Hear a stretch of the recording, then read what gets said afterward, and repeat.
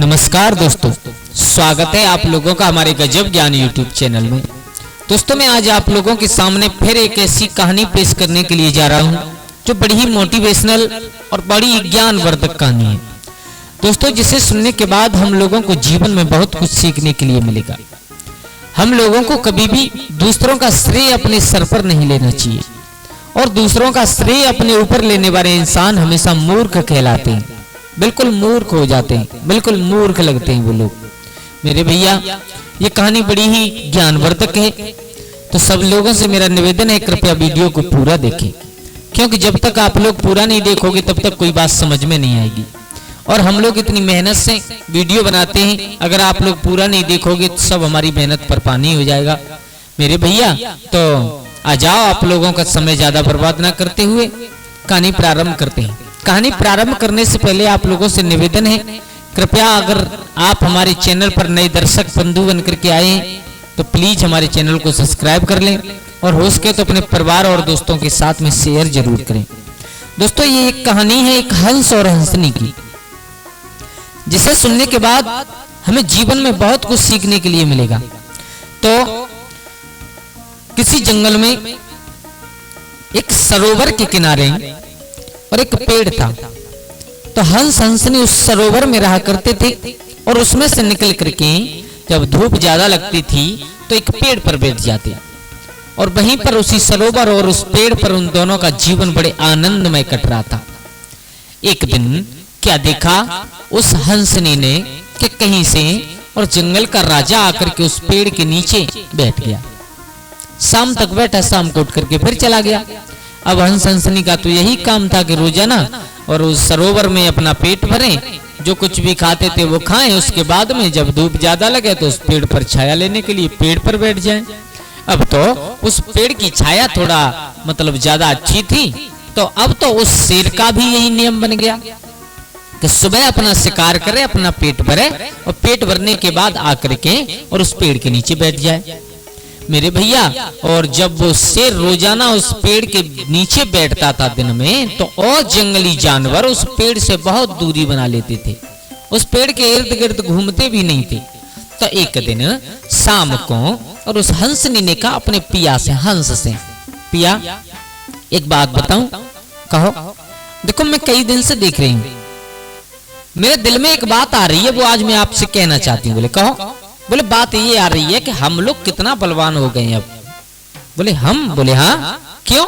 बोले इसलिए कि मैंने देखा है कई दिन से कि जो जंगली जानवर है ना छोटे मोटे, वो इस पेड़ के आसपास भी नहीं आते, दूर से निकल जाते हैं, बहुत दूरी बना लेते हैं। हंस ने कहा तुम पागल हो गई हो। बोले क्यों?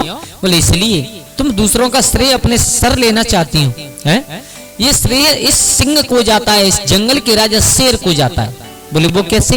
बोले जिस दिन से ये शेर दिन में इस पेड़ के नीचे बैठना प्रारंभ हुआ है, उस दिन से और कोई जानवर इस पेड़ के इर्द गिर्द नहीं आता है।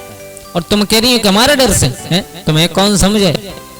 तुम्हें तो छोटा सा जानवर मार सकता है, तुम्हारा कोई डर नहीं है। डर है तो इस शेर का है। जब तक ये शेर यहाँ रहता है तब तक कोई जानवर नहीं आता है, और इसका श्रेय तुम अपने ऊपर लेना चाह रही हो, ये तुम्हारी मूर्खता है।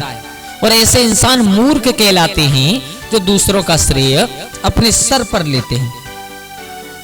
बोले वो कैसे मूर्ख क्यों कहलाते हैं? बोले सुनो, मैं तुम्हें एक कहानी सुना रहा हूं।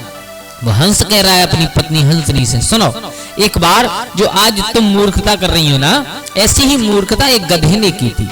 बोले क्यों? वो कैसे की थी? बोले सुनो, एक बार की बात है कि किसी गांव में और एक मालिक के पास एक गधा था। तो गधे का तो काम ही यही होता है बोझा ढोना।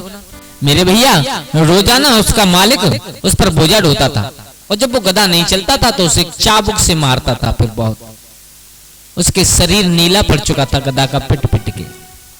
मेरे भैया रोजाना का उसका काम था, एक तो मालिक से पिटे, दूसरा बोझा ढोए, तीसरा उसके गले में एक रस्सी थी जो बंद करके रहता था। कहने का मतलब अपनी जिंदगी से वो गधा बहुत दुखी हो गया, बहुत।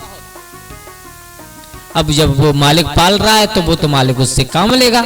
मेरे भैया एक दिन धीरे धीरे जब समय निकल गया तो एक दिन क्या हुआ कि मालिक को काम मिल गया कि किसी मूर्तिकार के यहाँ से उसे मूर्ति ढोनी थी, एक जगह से दूसरी जगह पहुंचानी थी।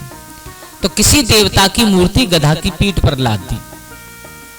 अब गधा के ऊपर किसी देवता की मूर्ति रखी है और लेकर के गधा जा रहा है।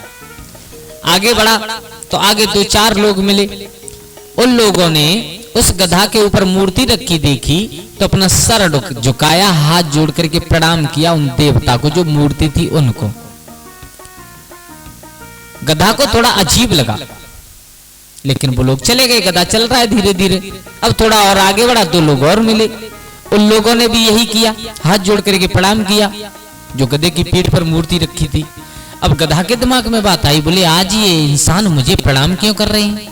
उसे क्या मालूम है कि मेरे ऊपर मूर्ति रखी है उसके लिए कर रहे हैं। वो समझ रहा है कि मुझे कर रहे हैं। थोड़ा और आगे बढ़ा, कुछ लोग और मिले, उन्होंने भी प्रणाम किया। अब गधा फूल करके और मेरे भैया अपने घमंड में हो गया। गधा ने विचार किया, बोले आज तो हम कुछ हो गए। इसलिए हो गए कि ये लोग मुझे प्रणाम कर रहे हैं, मेरे लिए सर झुका रहे हैं। मेरे भैया धीरे धीरे धीरे धीरे जगह पर गधा पहुंच गया जहां पर मूर्ति जानी थी। वहां पर मालिक, उस गधा के मालिक ने मूर्ति उतार करके रख दी। अब गधा वापस चला है उसी दुकान के लिए जहां से मूर्ति दोबारा लेकर के आनी थी दूसरी। अब की बार रास्ते में किसी ने भी प्रणाम नहीं किया, न कोई झुका न किसी ने प्रणाम किया। गधा सोच रहा है अब क्या हुआ। मेरे भैया थोड़ी देर बाद जब उस दुकान पर पहुंचे, उस मालिक ने दूसरी मूर्ति फिर लाद दी गधा के ऊपर। अब वही माहौल, कुछ मूर्ति को देख करके इंसान प्रणाम करें और गधा समझे कि ये लोग मुझसे प्रणाम कर रहे हैं। अब तो गधा इतना फूल गया, इतना खुश हो गया कि अब तो जहां कहीं इंसान मिले तो अपने आप रुक जाए अपने आप। अब उस गधा के मालिक ने देखा, बोले ये गधा को आज क्या हुआ, जगह जगह पर रुकता क्यों है। एकदम थोड़ा और आगे बढ़ा, गधा फिर रुका तो मालिक समझ गया और बार बार रुकने से उस मालिक को क्रोध आया। हाथ में चाबुक उठाया और इतनी तेज मारा, गधा चीखने लगा। गधा ने चीख करके कहा, क्यों मार रहे हो, मैं क्यों रुक रहा हूं, तुम्हें मालूम है मेरी कितनी इज्जत है इस संसार में। गधा ने कहा, तुम, उस मालिक ने कहा, तुम्हारी इज्जत? बोले हाँ, तुम मुझे मार रहे हो, अन्यथा जितने भी लोग यहाँ से निकल करके जा रहे हैं मुझे हाथ जोड़ करके झुक रहे हैं, मेरे सामने प्रणाम कर रहे हैं मुझसे, हैं? और तुम मुझे मार रहे हो। मालिक समझ गया, बोले ये बिल्कुल मूर्ख है। गधा तो गधा ही होता है, नहीं समझ पाया। मालिक ने दूसरा चाबुक लगाया। अब तो गधा और किससे आ गया। उसने कहा, आज के बाद हम तुम्हारे पास नहीं रहेंगे, हम तुम्हें छोड़ करके चले जाएंगे। क्यों? क्योंकि तुम्हारे जो भाई बंधु हैं दूसरे लोग, वो इतनी इज्जत दे रहे हैं, हमें सर झुका रहे हैं हमारे सामने और तुम मार रहे हो।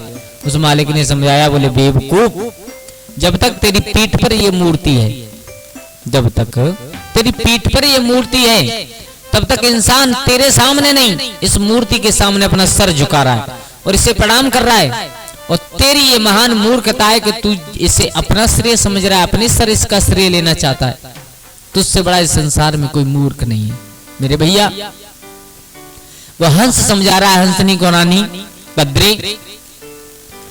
ये हकीकत बात है बिल्कुल कि इंसान को जीवन में दूसरों का श्रेय अपने ऊपर नहीं लेना चाहिए, अन्यथा दूसरों का श्रेय लेकर के खुद का सम्मान समझने वाले लोग जब दूसरों का श्रेय उनके पास से हट जाता है तो उसे बहुत गंदी नजर से इंसान देखते हैं। इसलिए ऐसा काम खुद करो जो इंसान तुम्हें खुद श्रेय देना प्रारंभ कर दे, न कि तुम्हारी पोशाक को। दोस्तों, इस कहानी से हमें केवल यही सीखने के लिए मिलता है कि जीवन में करना है तो ऐसा काम करो जिससे मरने के बाद इंसान, हजारों साल इंसान तुम्हें याद रखे। अन्यथा जानवरों की तरह तो हजारों आए हजारों चले गए अपना पेट भरने के बाद। कोई एक ऐसा काम करो जिससे जाने के बाद पीढ़ियां याद करें, तो इंसान होने का फर्ज है हमारा, तुम्हारा इंसान होने का धर्म है। अन्यथा जानवरों की भांति आने जाने से कुछ नहीं होगा। तो दोस्तों, आज के लिए बस इतना ही। कैसी लगी आप लोगों को हमारी ये कहानी? अगर अच्छी लगी हो तो प्लीज हमारे चैनल को सब्सक्राइब कर लें। हो सके तो अपने परिवार और दोस्तों के साथ में शेयर जरूर करें, क्योंकि दोस्तों आप लोगों का एक सब्सक्राइब और एक शेयर हमारे लिए बहुत बड़ी अहमियत रखता है। हम लोगों को ये उम्मीद जाग जाती है कि शायद हम लोग अच्छा काम कर रहे हैं, हम लोग अच्छी कहानी सुना रहे हैं, जब लोग हमसे इतने जुड़ रहे हैं। आज के लिए बस इतना ही। कल फिर मिलते हैं किसी एक नई कहानी, एक नई चर्चा के साथ। तब तक के लिए सभी लोग आनंदित रहिए, खुश रहिए। जय श्री राधे, जय श्री राम।